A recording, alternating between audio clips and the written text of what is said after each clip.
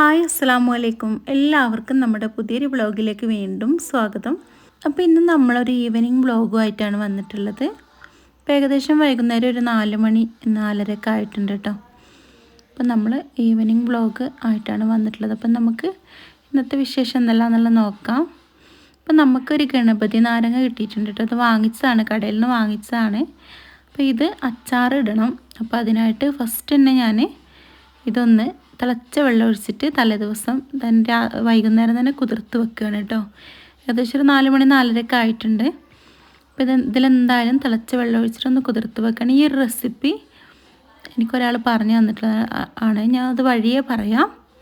അപ്പോൾ അതാ ഞാൻ ഇതേപോലെ ഒന്നങ്ങ് കുതിർത്ത് വെക്കുന്നുണ്ട് കേട്ടോ. നന്നായിട്ടുള്ള തിളച്ചുള്ള വെള്ളം ഒഴിച്ചിട്ട് നന്നായിട്ടൊന്നങ്ങ് അടച്ച് വെക്കുകയാണ്. ഇനി നമ്മൾ പിറ്റേ ദിവസം ഏകദേശം ആ ഒരു ടൈമൊക്കെ ആകുമ്പോൾ എടുത്തിട്ട് ആ വെള്ളമൊക്കെ കളഞ്ഞ് ഒപ്പിയതിന് ശേഷം നമുക്ക് അത് അച്ചാറിടാം കേട്ടോ. അപ്പോൾ അതെങ്ങനെയെന്നുള്ളത് ഞാൻ കാണിക്കാം. ഈ വീഡിയോയിൽ തന്നെ മുഴുവനായിട്ടും കാണിക്കുന്നുണ്ട്. അപ്പോൾ 1 വർഷം വരെയൊക്കെ കേടുകൂടാതെ ഇരിക്കും ഇതുപോലെ അച്ചാറിടുകയാണെങ്കിൽ കേട്ടോ. കയ്പുണ്ടാവുകയല്ല. അതാണ് ഈ ഒരു രീതിക്ക് തയ്യാറാക്കുകയാണെങ്കിൽ. അപ്പോൾ നിങ്ങൾ സ്കിപ്പ് ചെയ്യാതെ വീഡിയോ കാണുകയാണെങ്കിൽ നിങ്ങൾക്ക് ഇതിൻ്റെ റെസിപ്പി കാണാൻ പറ്റും കേട്ടോ. അപ്പോൾ ഇത് അത്യാവശ്യം വലിയ നാരങ്ങ ആയതുകൊണ്ട് തന്നെ ഞാൻ ഇത് നന്നായിട്ട് കെറ്റിൽ വെള്ളം തിളപ്പിച്ച് ഒഴിച്ചിട്ടുണ്ടായിരുന്നു. അപ്പോൾ ഇത് മുങ്ങാത്തതുകൊണ്ട് വീണ്ടും ഒന്ന് ഇപ്പുറം ഭാഗം ഒന്ന് തിരിച്ചിട്ട് കൊടുത്തിട്ട് വീണ്ടും ഇതേപോലെ ഒന്നങ്ങ് വെള്ളം ഒഴിച്ച് കൊടുക്കുന്നുണ്ട് കേട്ടോ. ഇനി നമുക്കിത് അടച്ച് വെച്ച് പിറ്റേ ദിവസം എടുക്കാം. പിന്നെ നമ്മൾ ചെയ്യാൻ പോകുന്നത് ചെറിയുള്ളി തൊലിച്ച് വെക്കുക കേട്ടോ. അപ്പോൾ ഞാൻ പറഞ്ഞിരുന്നില്ല കഴിഞ്ഞ വ്ളോഗിൽ, നമുക്ക് റമദാനിൽ കുക്കിങ്ങൊക്കെ ഈസി ആയി കിട്ടാൻ വേണ്ടിയിട്ട് നമുക്ക് കുറച്ച് കാര്യങ്ങളൊക്കെ ചെയ്ത് വെക്കാനുണ്ടെന്ന്.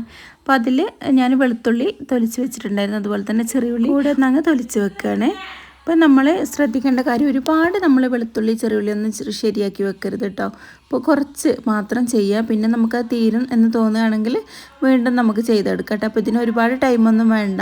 നമ്മൾ ഏകദേശം ഒരു 1/2 മണിക്കൂറൊക്കെ മതിയാകും കേട്ടോ. അപ്പം നമ്മൾ ചെറിയുള്ളി തൊലിക്കലൊക്കെ കഴിഞ്ഞിട്ടുണ്ട്. ഞാൻ ഇതുപോലൊരു ടർക്കിൽ നന്നായിട്ട് കഴുകിയതിൻ്റെ ശേഷം ഇട്ട് കൊടുത്തിട്ടുണ്ട്. ഇനി ഇത് നമുക്ക് നന്നായിട്ടൊന്ന് കൈവച്ച് തോർത്തി കൊടുത്തതിന് ശേഷം ഇതേപോലെ ഒന്ന് അങ്ങ് മാറ്റി വെക്കാം. ഏകദേശം ഒരു 20 മിനിറ്റോളം നമുക്കതൊന്ന് മാറ്റി വെക്കാം കേട്ടോ. 10-15 മിനിറ്റ് മതിയാകും. ഞാൻ ഈ ഇഞ്ചി ഒന്ന് തൊലിച്ച് കഴിയുന്ന വരെയാണ് മാറ്റി വെച്ചിട്ടുണ്ടായിരുന്നു. ഇഞ്ചിയൊക്കെ നന്നായിട്ടൊന്നങ്ങ് ചുരണ്ടി വൃത്തിയാക്കി ക്ലീനാക്കി എടുക്കുകയാണ് കേട്ടോ. ആ ഒരു സമയം വരെ ഞാൻ ആ ഒരു ടർക്കിയിൽ ആ ഒരു ചെറിയുള്ളി ഇട്ട് വെച്ചിട്ടുണ്ടായിരുന്നു. ഇഞ്ചി നമ്മൾ ഇതേപോലെ നന്നായിട്ട് ക്ലീനാക്കി കഴുകി വൃത്തിയാക്കി എടുത്തിട്ടുണ്ട്. ഇനി നമ്മൾ കൈയൊക്കെ നന്നായി തുടച്ചതിന് ശേഷം ആ ടർക്കി ഒന്ന് നോക്കിയിട്ടുണ്ടെങ്കിൽ നന്നായിട്ട് വെള്ളമൊക്കെ അങ്ങ് വലിച്ചെടുത്തിട്ടുണ്ടാവും കേട്ടോ ചെറിയുള്ളിയിലുള്ള. ഇനി നന്നായി കഴുകി ക്ലീനാക്കി വെയിലത്ത് വെച്ച് ഉണക്കിയിട്ടുള്ള ഡപ്പയിലേക്ക് നമുക്കിത് ഇട്ട് കൊടുക്കാം. ധൈര്യമായിട്ട് ഇട്ട് കൊടുക്കാം കേട്ടോ. അപ്പോൾ ഒന്നും ആവുകയൊന്നുമില്ല. അപ്പോൾ അത് നമ്മൾ ഇത്രയും റെഡിയാക്കി വെച്ചിട്ടുണ്ട്. അപ്പോൾ ഇനി ഇതിൽ ഞാൻ നേരത്തെ വെളുത്തുള്ളി എന്ന് എഴുതിയിട്ടുണ്ടായിരുന്നല്ലോ, അതുപോലെ തന്നെ ചെറിയുള്ളി എന്ന് എഴുതുകയാണ്. അപ്പോൾ ഇതെന്തെങ്ങനെ എഴുതുന്നതെന്നും ചോദിക്കേണ്ട. എല്ലാ ഡപ്പയും ഒരേപോലെ ഇരിക്കുന്നതുകൊണ്ടാണ് ഇങ്ങനെ എഴുതുന്നത് കേട്ടോ.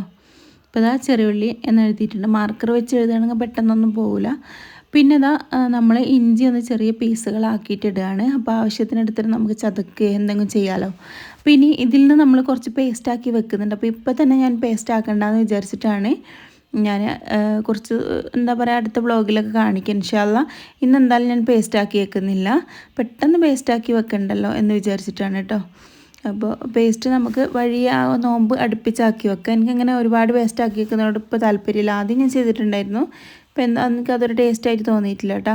അപ്പോൾ എന്തായാലും കുറച്ച് അങ്ങനെ എന്തായാലും ചെയ്യണം. അപ്പോൾ അത് നമുക്ക് പിന്നെ നോമ്പടുപ്പിച്ച് ചെയ്യാമെന്ന് വിചാരിച്ചു.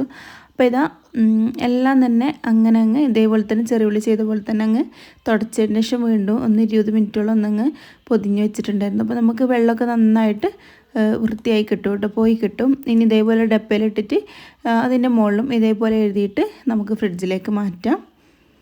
അപ്പോൾ നമുക്ക് മെയിനായിട്ട് ഒരുപാട് ടൈം ചിലവാകുന്നൊരു സംഭവമാണ് ചെറിയുള്ളി വെളുത്തുള്ളി ഇഞ്ചിയൊക്കെ നന്നാക്കലല്ലേ. അപ്പോൾ അത് നമുക്ക് ഈസി ആയിട്ട് പെട്ടെന്ന് നമുക്ക് വേണ്ടത് എടുത്തിട്ട് ചതച്ചെടുക്കാവുന്നതോ അരിഞ്ഞെടുക്കാവുന്നതേ ഉള്ളൂ കേട്ടോ. അപ്പോൾ അത് നമുക്ക് 3 റെഡിയായി കിട്ടിയിട്ടുണ്ട്. ഇതുപോലെ നമുക്ക് നോമ്പിന് ഒക്കെ ഈസി ആയിട്ട് കുക്ക് ചെയ്യാൻ പറ്റുന്ന ഒരുപാട് കാര്യങ്ങൾ നമുക്ക് ഇനിയും ചെയ്യാനുണ്ട് കേട്ടോ. ഇൻഷാ അല്ലാഹ് അടുത്ത വ്ളോഗിൽ നമുക്ക് ചെയ്യണം. ഇനി അടുത്തത് നമുക്ക് ഗണപതി നാരങ്ങേൻ്റെ അച്ചാർ റെസിപ്പി നോക്കാമല്ലേ.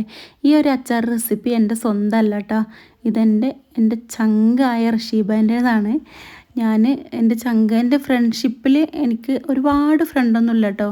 അപ്പോൾ ഒരുപാട് കൂട്ടുകാരൊന്നും ഇല്ലാത്ത ഒരാളാണ് ഞാൻ. ഞാൻ ആദ്യം അങ്ങനെ തന്നെയാണ്. ഒരുപാട് പേരെയൊന്നും കൂട്ടുകാരാക്കാറില്ല. പെട്ടെന്ന് ആരോടും അങ്ങ് അടുക്കുന്ന ഒരു പ്രകൃതമൊന്നുമല്ല കേട്ടോ ഞാൻ. അടുത്ത് കഴിഞ്ഞാൽ അങ്ങ് എന്താ പറയുക, ഭയങ്കര ഫ്രണ്ട്ഷിപ്പാകുന്ന ഒരാളൊന്നല്ല. അപ്പോൾ എങ്ങനെയാണെന്നുണ്ടെങ്കിലും എനിക്ക് ഒരിക്കലും മറക്കാൻ പറ്റാത്ത എൻ്റെ ഒരു ഫ്രണ്ട് ഉണ്ട് കേട്ടോ. അത് എന്ന് മുതൽ തുടങ്ങിയ ഫ്രണ്ട്ഷിപ്പാണ് എന്ന് പറയുകയാണെങ്കിൽ എനിക്ക് ബുദ്ധി വെച്ച കാലം മുതൽ തുടങ്ങിയൊരു ഫ്രണ്ട്ഷിപ്പാണ്. അതിന്നും ഉണ്ട്. അത് ഞാൻ ഏകദേശം ഒരു 3-ാം ക്ലാസ്സിലൊക്കെ പഠിക്കുന്ന 3-ൽ 4-ലൊക്കെ പഠിക്കുന്ന സമയത്ത് ആണ് എനിക്ക് ശരിക്കും ഓർമ്മ വരുന്നത് റഷീബാനെ കുറിച്ച് കേട്ടോ. റഷീബ എന്നാണ് അവളുടെ പേര്. ഞങ്ങൾ ഒരുമിച്ച് സ്കൂളിൽ പോകും. ഞങ്ങൾ വേറെ വേറെ ക്ലാസ്സിലാണ്. 1 മുതൽ ഏകദേശം ഒരു 7 വരെ ഒരു ക്ലാസ്സിലായിരുന്നു കേട്ടോ. പിന്നെ 8-ാം ക്ലാസ് മുതൽ ഞങ്ങൾ വേറെ ഡിവിഷൻ മാറി വേറെ വേറെ ഡിവിഷനിലായി. എന്നാലും ഞങ്ങൾ ആ ഫ്രണ്ട്ഷിപ്പ് വിട്ടിട്ടുണ്ടായിരുന്നില്ല. പിന്നെ എൻ്റെ കല്യാണം കഴിഞ്ഞ് കുറച്ച് നാൾ ഞാൻ അവളെ കണ്ടിട്ടില്ലായിരുന്നു. പിന്നെ ഒരു ഏകദേശം ഒരു 3-4 വർഷം കഴിഞ്ഞതിന് ശേഷമാണ് പിന്നെ കണ്ടിട്ടുള്ളത്. പിന്നെ വിവരങ്ങളൊക്കെ ഞാൻ ഏട്ടത്തിനോടും വീട്ടുകാരോടൊക്കെ റഷീബേൻ്റെ വിവരം ചോദിക്കും. ഓളും അതുപോലെ തന്നെ എൻ്റെ വിവരങ്ങളൊക്കെ ചോദിച്ചറിയുന്നുണ്ടായിരുന്നു. അങ്ങനെ പിന്നെ വീണ്ടും ഞങ്ങളടുത്തു. ഫോണും കാര്യങ്ങളൊക്കെ ആ കാലത്തൊന്നും അങ്ങനെ കല്യാണം കഴിഞ്ഞ സമയത്തൊന്നും എൻ്റെ കയ്യിൽ അങ്ങനെ മൊബൈൽ ഓളെ കയ്യിലും ഉണ്ടായിട്ടുണ്ടാവില്ലായിരിക്കും, ഒന്നും ഉണ്ടായിരുന്നില്ലല്ലോ. പിന്നെ ഫോണും കാര്യങ്ങളൊക്കെ ആയ സമയത്ത് വീണ്ടും ഞങ്ങൾ നമ്പറൊക്കെ വാങ്ങി അങ്ങനെ വീണ്ടും ഞങ്ങൾ ആ ഫ്രണ്ട്ഷിപ്പ് തുടർന്നുകൊണ്ടേയിരിക്കുകയാണ് കേട്ടോ, ഇന്ന് വരെ, ഈ നിമിഷം വരെ. അപ്പോൾ എൻ്റെ പ്രിയപ്പെട്ട കൂട്ടുകാരിയാണ്. എനിക്കിതുപോലൊരു ഫ്രണ്ടിനെ എനിക്ക് കിട്ടുമോ എന്നെനിക്കറിയില്ല. ഇതുവരെ എനിക്ക് കിട്ടിയിട്ടില്ല. ഇനി കിട്ടും എന്നെനിക്ക് ഉറപ്പുമില്ല കേട്ടോ. ഇത്രയും വർഷത്തെ ഫ്രണ്ട്ഷിപ്പാണ്. പിന്നെ എന്ത് കാര്യങ്ങളും നമുക്ക് തുറന്ന് പറയാനും, അതുപോലെ എന്ത് കാര്യം അവൾ എന്നോട് പറയാനും, സങ്കടം പറയാനും സന്തോഷം പറയാനും ഒക്കെ വിളിക്കുന്ന ഒരാളാട്ടോ. അപ്പോൾ ഞങ്ങൾക്കും ഏകദേശം ഒരേ സ്വഭാവമായതുകൊണ്ട് തന്നെ എന്നെപ്പോലെ തന്നെ കുക്കിംഗ് ഒരുപാട് ഇഷ്ടപ്പെടുന്ന ആളാണ് ഓളും എന്ന് ഞാൻ ഇപ്പം അടുത്തിടെയാണ് അറിഞ്ഞിട്ടുള്ളത്. എന്നോട് ഓരോ റെസിപ്പികൾ ചോദിക്കുമ്പോൾ എൻ്റെ വീഡിയോസ് കണ്ടിട്ട് അത് പരീക്ഷിച്ച് ഫോട്ടോ വിട്ട് തരുമൊക്കെ ചെയ്യുമായിരുന്നു കേട്ടോ. അപ്പോൾ ഇതിൻ്റെ ഇടയ്ക്കൊരു ദിവസമാണ് ഞാൻ അറിഞ്ഞത് നല്ല അച്ചാറിടും, നല്ല കുക്ക് ചെയ്യുന്ന ആളാണെന്നൊക്കെ. എന്നോടൊന്നും പറഞ്ഞിട്ടില്ലായിരുന്നു. അങ്ങനെ ഞാൻ അവളോട് ചോദിച്ചതാണ്, ഇങ്ങനെ ഒരു നാരങ്ങ കിട്ടിയിട്ടുണ്ട്, എങ്ങനെയാണ് റഷീബ അച്ചാർ ഇടുന്നതെന്ന്. അങ്ങനെ അവൾ പറഞ്ഞു തന്ന റെസിപ്പിയാണ് കേട്ടോ. ഇൻഷാ അല്ലാഹ് ഞാൻ ആദ്യമായിട്ടാണ് ഈ അച്ചാർ ഇടുന്നത്. അപ്പോൾ ഇതിൻ്റെ എങ്ങനെയാണെന്നുള്ള ഞാൻ അടുത്ത ബ്ലോഗിലൊക്കെ ഞാൻ അറിയിക്കാം കേട്ടോ. അപ്പോൾ അവൾ പറഞ്ഞു തന്നിട്ടുള്ള തലേദിവസം നമ്മൾ തിളച്ച വെള്ളം ഒഴിച്ചിട്ട് ഇതേപോലെ കുഴിയുള്ള ഒരു പാത്രത്തിൽ ഒഴിച്ചിട്ട് ഇതേപോലെ മുക്കി വെക്കുക നാരങ്ങ. എന്നിട്ട് പിറ്റേ ദിവസം അതെടുത്ത് തുടച്ച് വൃത്തിയാക്കി നന്നായിട്ട് ചെറുതായി കട്ട് ചെയ്തതിന് ശേഷം ഉപ്പ് തേച്ചിട്ട് കുറച്ച് നേരം വെയിലത്ത് വെച്ചതിന് വെള്ളമൊക്കെ ഒന്ന് വറ്റിച്ചെടുത്തതിന് ശേഷം നമ്മൾ അച്ചാറിടുക എന്നിട്ട്. അപ്പോൾ ഞാൻ എന്തായാലും മുഴുവനായിട്ടും അച്ചാറിടുന്നില്ല. ഞാനിതാ പിന്നെ പകുതി കുറച്ച് ഉപ്പിലിട്ട് വെക്കുന്നുണ്ട്, സുർക്ക ഉപ്പും ആക്കി വെക്കുന്നുണ്ട്. അപ്പോൾ ഇത് ഞാൻ പകുതി ഇങ്ങനെ വെക്കാൻ കാരണം എന്ന് പറഞ്ഞാൽ ഓർക്കാപ്പുളി എൻ്റെ കഴിഞ്ഞ വ്ളോഗിൽ ഞാൻ ഇട്ടിട്ടില്ല. വ്ളോഗ് ചാനലിൽ ഞാൻ എൻ്റെ കുക്കിംഗ് ചാനലിൽ ഓർക്കാപ്പുളി വെള്ളക്കിട്ടത് എന്നിട്ട് ഒരു റെസിപ്പി ഇട്ടിട്ടുണ്ടായിരുന്നു കേട്ടോ. അത്യാവശ്യം വ്യൂവും കാര്യങ്ങളൊക്കെ ഉള്ള ഒരു റെസിപ്പിയാണ്. അപ്പോൾ ഒരുപാട് പേർക്ക് അത് ഇഷ്ടമാണ് കേട്ടോ. ആ ഒരു റെസിപ്പി കമൻ്റായിട്ടും അല്ലാതെ ഇങ്ങനെ പുറത്തൊന്നും ഒരു മെസ്സേജായിട്ടൊക്കെ വന്നിട്ടുണ്ടായിരുന്നു. അപ്പോൾ ആ ഒരു റെസിപ്പി ഇതൊന്ന് ചെയ്ത് നോക്കണം എന്നുള്ളത് കൊണ്ടാണ് ഞാൻ ഇതേപോലെ ഉപ്പും സുർക്കയും കൂടെ ആക്കിയിട്ട് കുറച്ച് എടുത്ത് മാറ്റി വെക്കുന്നത് കേട്ടോ. ബാക്കി പകുതി വെച്ചിട്ടാണ് ഞാൻ അച്ചാർ തയ്യാറാക്കുന്നത്. ഇനി നമുക്ക് അച്ചാർ തയ്യാറാക്കാം. അതിനായിട്ട് നല്ലെണ്ണ നന്നായി ചൂടായി വന്ന പാനിലേക്ക് ഒഴിച്ച് കടുകും ഉലുവയും ചേർത്ത് കൊടുത്തിട്ടുണ്ട്. ഉലുവ ഒരു 1/4 ടീസ്പൂൺ അളവിലേ ചേർത്തിട്ടുള്ളൂ. കടുക് 1 ടീസ്പൂൺ അളവിൽ ചേർത്തിട്ടുണ്ട്. കുറച്ച് കട്ടക്കായം ഇട്ട് കൊടുത്തിട്ടുണ്ട് കേട്ടോ. ഇനി ഇഞ്ചി ചെറുതായി കട്ട് ചെയ്തതും പച്ചമുളകും വെളുത്തുള്ളിയും അതുപോലെ തന്നെ കറിവേപ്പിലയും, ഒരുപാട് വെളുത്തുള്ളിയും കറിവേപ്പിലയും ഇഞ്ചിയൊക്കെ എടുത്തിട്ടുണ്ട്, അത്യാവശ്യം എടുത്തിട്ടുണ്ട്. അതുകൊണ്ട് തന്നെ ഞാൻ ഇഞ്ചി വെളുത്തുള്ളി പേസ്റ്റ് ഇതിലേക്ക് ചേർക്കുന്നില്ല. വേണമെന്നുണ്ടെങ്കിൽ ഇഞ്ചി വെളുത്തുള്ളി പേസ്റ്റ് ചേർത്ത് കൊടുക്കാം കേട്ടോ. പിന്നെ നമ്മൾ ഇതിലേക്ക് അച്ചാർ പൊടിയാണ് ഇട്ട് കൊടുക്കുന്നത്. അപ്പോൾ നിങ്ങൾ എത്രയാണോ ഇത് എടുക്കുന്നത് അതിനനുസരിച്ച് വേണം പൊടികൾ ചേർത്ത് കൊടുക്കാം, പൊടി ചേർത്ത് കൊടുക്കാൻ വേണ്ടിയിട്ട് കേട്ടോ.